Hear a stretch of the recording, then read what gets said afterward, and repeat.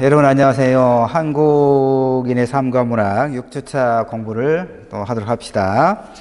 지난 5주차에 우리가 공부했던 거 한번 상기해 보도록 할까요? 지난 5주차에는 1차 시에 이인직의 혈우를 중심으로 개화기 소설에 대해서 공부를 한번 했었죠. 그때 키워드가 뭐라고 그랬습니까? 기억나나요? 내가 중간 시험을 본다면 그 키워드를 놓치면 안 된다고 강조를 했었는데, 신소설의 여러 가지 특징 중에 하나가, 그러니까 신소설이 새로운 신이니까 그 이전에 그 발표됐던 고전 소설과는 다른 뭐 여러 가지 그 자질이 있겠죠. 그 중에 하나가 가장 중요한 거, 내가 강조했던 것이 일상성의 구현, 알겠죠? 일상성의 구현이었다, 이런 얘기고, 2차 시에는 이광수의 무정을 중심으로 신민지 지식인의 세계인식에 대해서 살펴보았었죠. 이광수의 무정은 한국 최초의 근대적 장편소설이고, 이광수의 문명을 이렇게 드높인, 단번에 드높인 뭐 출세작이라고 우리가 이야기할 수가 있어요. 그때 강조했던 게 또 뭐냐면, 일제강점기에 국권을 상실한 상황에서 이광수 같은 사람들이 일정하게 어떤 문화주의적 환상에 젖어 있었을 그런 가능성이 높다, 이런 이야기 했던 거 기억나죠? 3차 시에는 뭐 했습니까? 양문규 선생, 내 글은 아니었고, 지난 5주차 3차 시에는, 5주 3차 시에는 개화기 문학 담당층의 사회 역사적 성격을 들어 살펴보았습니다. 이번 6주차에는 이렇게 이제 이야기를 좀 해보려고 해요. 1차 시하고 2차 시는 지금 여러분이 보고 있는 이 자료, 김동식 선생의 이제 자료인데, 글인데, 연애와 근대성, 그리고 이제 부제가 신소설과 계몽적 논설을 중심으로 이렇게 되어 있죠.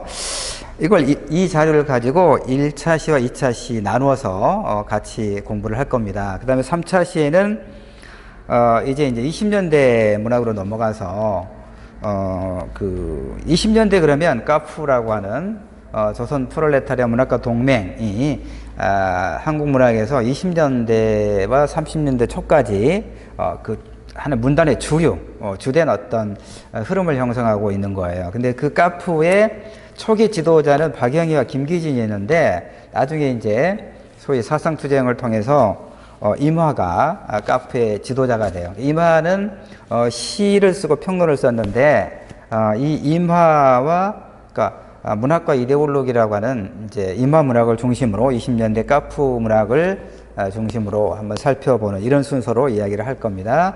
자, 그러면 우선 1차 시에서 연애와 근대성을 보면 이런 거예요, 여러분. 지난 5주차에 이야기했다시피 이광수의 사상적 은사는 누구라고 그랬습니까? 도선 안창호 선생. 도선 안창호 선생이 강조했던 것은 뭐였죠? 준비론. 그러니까 나라를 잃었는데 나를 되찾아야 된다. 그런데 지금 당장은 우리에게 힘이 없으니까 실력을 길러야 된다. 이게 준비론이죠. 무엇을 가지고 준비한다고 그랬습니까? 교육을 통해서. 그래서 평양에 오산학교를 세우고 이제 후학들을 양성했는데, 바로 그 오산학교의 학생이 이광수였어요. 그러니까 춘원 이광수는 지난 5주차에 이야기했다시피, 춘원 이광수는 도선 안창호 선생의 그런 사상을 그대로 받아들여서 자신의 문학과 글을 통해서 근대 개화 계몽의 그런 의식을 이렇게 설파했던 그런 이제 문사가 되는 거죠. 그런데 이광수의 대표작이 바로 무정이었고, 그 무정에서는 두 가지를 강조했단 말이에요. 지난 시간과 연결되는 지금 공부를 하고 있는 거죠, 여러분.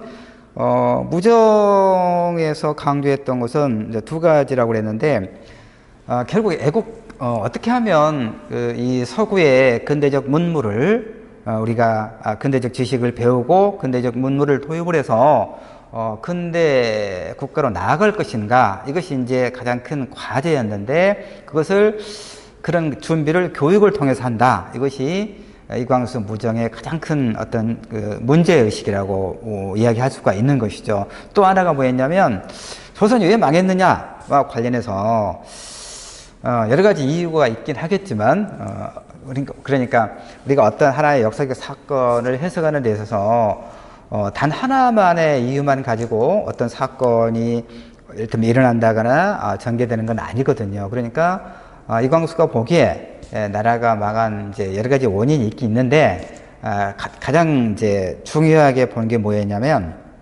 낡은 봉건적 인습을 극복하지 못했다는 것이고 그 낡은 그러니까 봉건적 인습 극복해야 될 것 중에서 가장 으뜸 가는 것이 이를테면 그 연애 없는 결혼 부모님이 그러니까 본인의 의사와는 아무 관계없이 양쪽의 부모 어른들이 이렇게 서로 배우자를 지정해서 아주 어렸을 때부터 결혼하는 조혼 풍습의 타파 이것이야말로 낡은 봉건적 유제를 극복하는 것이다 라고 강조를 했어요. 그래서 이광수의 무정은 사실은 연애 소설이라고 말할 수도 있어요. 그래서 오늘 이 자료는 바로 이제 그런 그 신소설의 이인직의 흐르누에서도 그 자유연애 사상이 엿보이잖아요. 그러니까 그리고 이제 무정에서 본격적으로 강조하고 있고 사실 무정 이후에 근대 계몽기의 소설들은 다 자유연애를 주창하는 이광수의 소설의 아류라고 말할 수가 있어요. 그래서 오늘 이 자료를 가지고 연애와 근대성에 대해서 이야기해 보려고 해요. 연애는 우리가 다 알죠. 개념적으로 설명하지 않더라도 연애가 무엇인지는 우리가 더 잘 익히는 알고 있는데 그러면 이제 근대성은 뭐냐 이 얘기를 좀 할 필요가 있을 것 같아요. 그러니까 무엇이 근대냐 그리고 근대성이라고 하는 것은 근대적인 어떤 성질, 자질을 내포하고 있는 것을 근대성이라고 하겠죠. 이것도 역시 지난 5주차에 그 신소설을 설명할 때 이야기했다는 생각이 들어요. 그렇죠, 여러분? 기억나죠?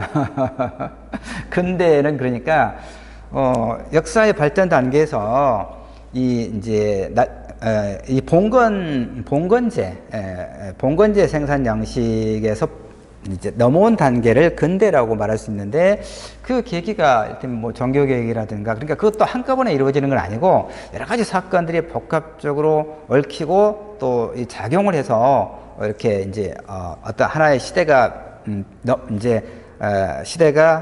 시대가 뭐라고 해야 되죠? 시대가 하나 끝나고 새로운 시대로 넘어가는 이런 어떤 단계를 밟는 거죠. 그러니까 연원을 더듬어 보면 뭐 루터나 칼뱅의 종교개혁이라든가 그 다음에 프랑스 대혁명 그리고 영국의 산업혁명을 거치면서 이제 그 사회의 주류가 소위 부르주아 그러니까 도시에 살았던 시민들을 우리가 지금 광주광역시에 살면 광주 시민이지만 그때는 그게 아니었어요. 도시에는 부르주아들이 살았단 말이에요. 그러니까 그래서 이제 이 부르주아들이 사회의 어떤 중추 세력으로 대두하는 그런 그런 어떤 그 전개를 우리가 근대라고 해요. 근데 문학에서 근대라고 하는 건 뭐냐면 그 자아를 객관화할 수 있는 그런 거리를 확보한 것, 성찰, 자기를 돌아볼 수 있는 이런 것들이 근대라고 했거든요. 그래서 연애라고 하는 것은 그러니까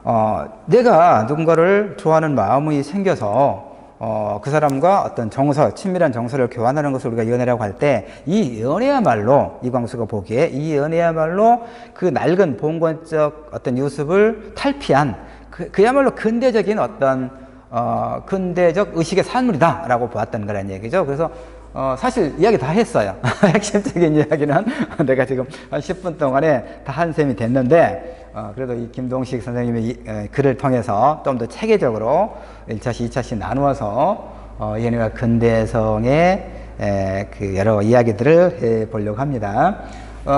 예, 그래요. 이 자료가 그 사실은 뭐 학술 논문이어서 30여 페이지 될 거예요. 이걸 설명하려면 뭐 한 2~3시간 걸려요. 그러니까 내가 미리 이제 읽고 몇 번 읽고 여러분과 이야기 이 주제로 연애와 근대성이라고 하는 주제로 우리 수업에서 나눠볼 만한 그런 내용들을 내가 형광펜으로 이렇게 밑줄을 그어놨으니까 이 밑줄 그은 거 중심으로 설명을 할게요. 여러분이 이거 출력해서 일부러 출력해서 보고 그럴 필요는 없어요. 시험에 나올 부분 같으면 내가 미리 늘 설명해 주고 그럴 거니까 이거 시험에 아직 모르겠어요. 아직은 모르겠는데 어쨌든 돈 들여서 출력할 건 없습니다. 자, 봅시다. 근대성의 숨겨진 영역으로서 연애. 연애. 그러니까 전 근대적 사회에서 그러니까 근대 이전의 사회를 말하는 거죠. 우리 문학에서 근대 문학, 그러니까 고전 문학과 근대 문학을 가르는 기점이 언제라고 그랬습니까? 1894년 갑오개혁이라고 그랬죠. 그러니까 갑오개혁 이전에 만들어진 그런 문학에서, 그런 시기, 그러니까 봉건 시기에서, 그런 사회에서 결혼과 사랑은 별개였죠. 이거 내가 부연 설명을 많이 하지 않아도 알겠죠? 설명해야 되나?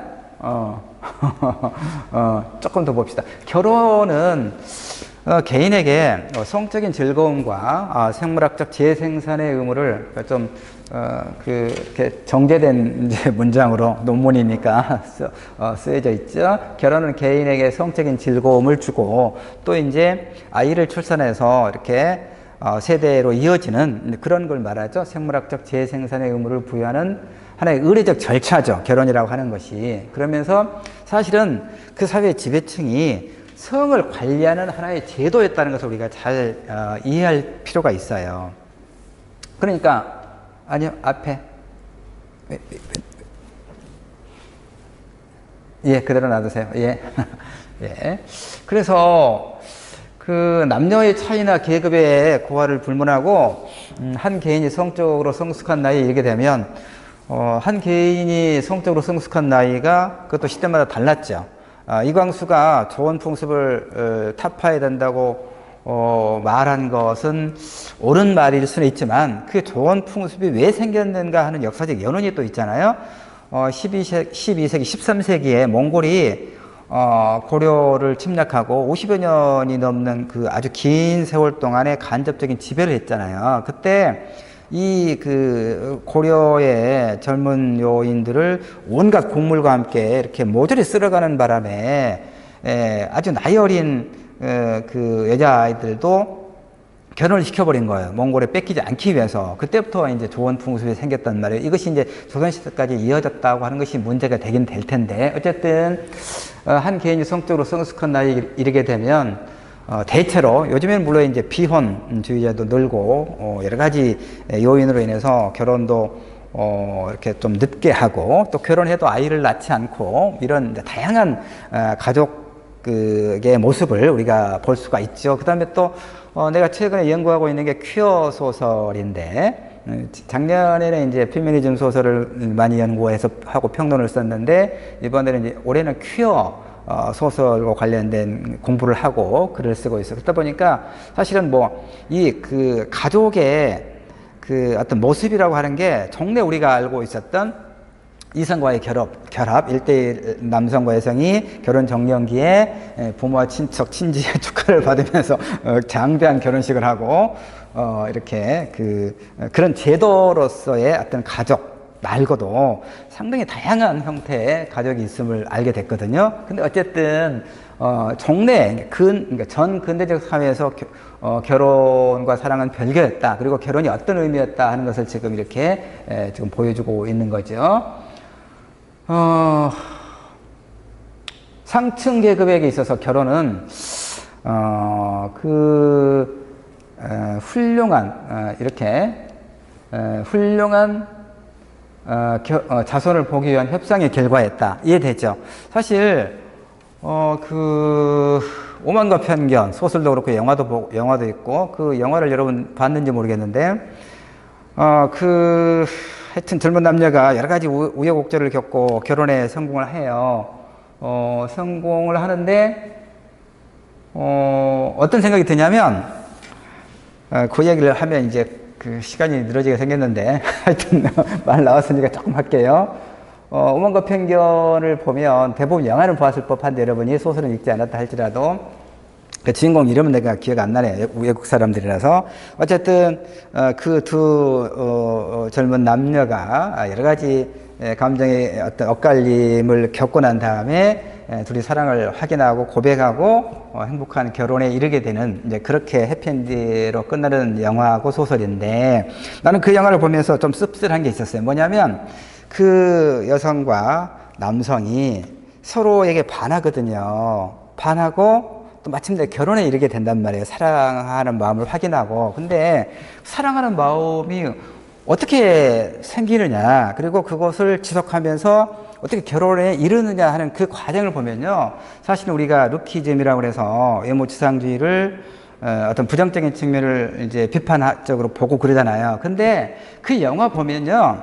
영락없이 루키즘이에요. 그 젊은 여성이 그 마음에 품은 그 남성은 그 귀족집의 그 상속자예요. 아주 잘생기고 마찬가지예요. 그 남성이 마음에 품은 여성은 신분은 이제 자기보다는 훨씬 못했지만 그래도 불구하고 예쁘고 똑똑한 이런 여성이었단 말이에요. 그러니까 사실 결혼이라고 하는 것이 전 근대 사회에서만 이렇게 훌륭한 자손을 보기 위한 협상의 결과였느냐? 지금은 그렇지 않느냐? 뭐 여러 가지 이론이 있을 수 있겠지만 하여튼 나는 그 영화를 보면서 씁쓸했다고 하는 것이 여러분에게 잘 전달될지 모르겠어요. 어쨌든 결혼이라고 하는 것이 그 다음에 재생산이라고 하는 것이 전 근대적 그 사회에서는 이런 그 어떤 양상을 띠고 있었다는 얘기죠. 그러다 보니까 핵심은 뭐예요? 여기까지 해서 지금 이야기가 이 페이지에서 핵심은 뭐냐면 당사자의 의사가 고려될 여지가 없었다 이거예요. 이해되는 거죠? 지금 어떤 결혼이라고 하는 그 제도라고 하는 것이 성을 관리하는 것일 뿐만이 아니라 그 제도 내에서 성을 관리한다는 얘기는 그러니까 우리가 흔히 결혼한 사람 부부 사이 말고 다른 어떤 그 성적 관계를 어떤 당사자가 맺을 때 오늘 불륜이라고 해서 윤리적으로 비난하잖아요. 이제 지금은 뭐 간통죄가 폐지됐기 때문에 법적으로 처벌하지는 않지만 바로 그런 것들이 그렇게 오랫동안 어떤 제도와 법으로서 규제했던 것이 성을 관리한다는 거죠. 체제가. 그래야 이제 그 공동체라고 하는 사회가 질서가 유지되는 그런 측면이 있기 때문에 그랬겠죠. 어쨌든 그런 것과 함께 그 다음에 이제 어떤 사회적 신분과 그 다음에 어떤 훌륭한 자선을 보기 위한 협상의 결과 이게 가장 중요할 거예요. 종래의 결혼은 물론 지금도 그렇지 않다고 우리가 부인할 수는 없어요. 현실적으로. 그럼에도 불구하고 어쨌든 결혼은 어디 갔어? 그대로 놔두세요. 그대로 놔두세요.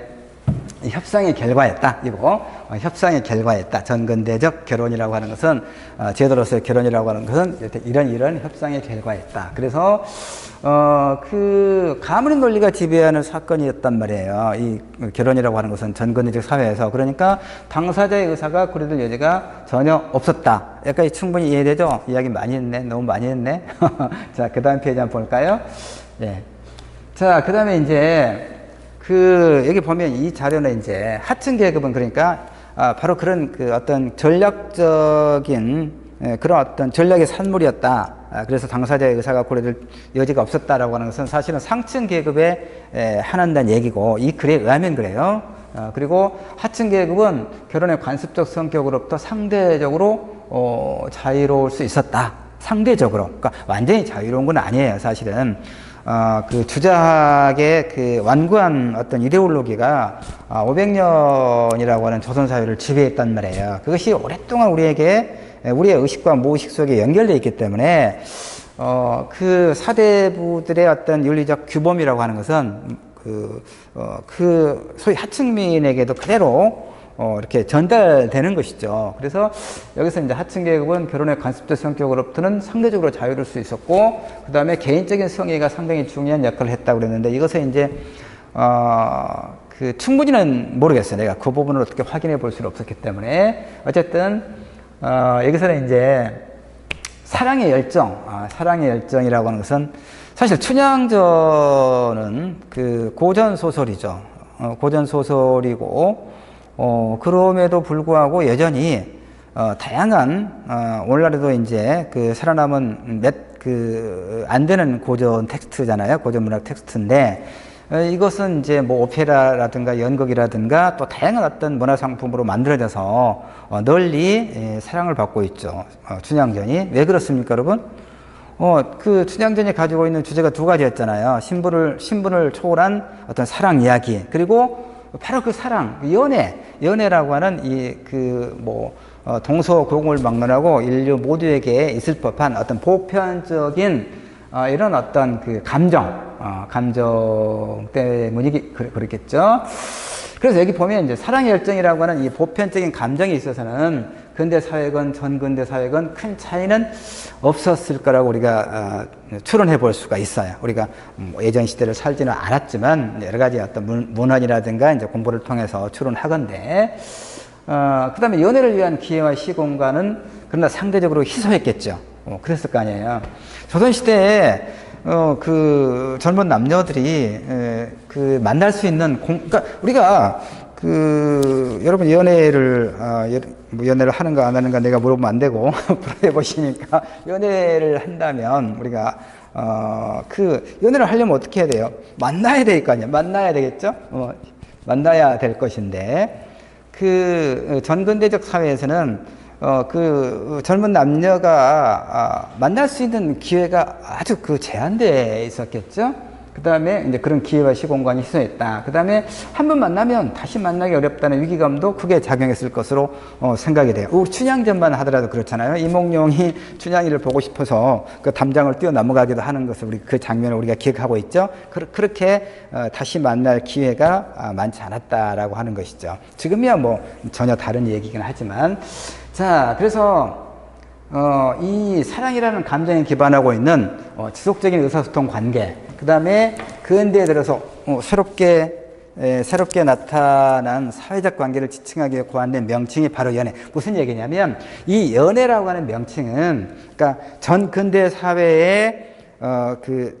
사회에서도 보편적인 어떤 그 정서로서 연애라고 하는 감정, 그 관계가 분명히 존재했을 걸로 우리는 생각해요. 다만 연애라고 하는 그 개념 자체가 없었다는 얘기죠. 알겠죠? 그러니까 연애라고 하는 개념은 근대 산물이에요. 근대 산물. 그러니까 우리가 한국 사회에서 한 2, 3년, 3, 4년 이내에 젠더 담론이 페미니즘 논쟁이 아주 격렬하게 일어났었잖아요. 그러니까 그다음에 이제 여러 가지 여러 그 부분에서 어떤 성폭력이라든가 이런 개념들이, 근데 사실은 이게 70년대 어쩌면 80년대까지만 하더라도 이게 이를테면 뭐 그루밍 성폭력이라든가 뭐 성추행이라든가 이런 개념이, 그러니까 이를테면 그 피해를 겪는 여성은 엄청나게 불쾌한 느낌을 갖고 이게 뭐지라고 하는 그런 생각은 갖고 있었음에도 불구하고 그것이 요즘처럼 공론화되지 못했던 것은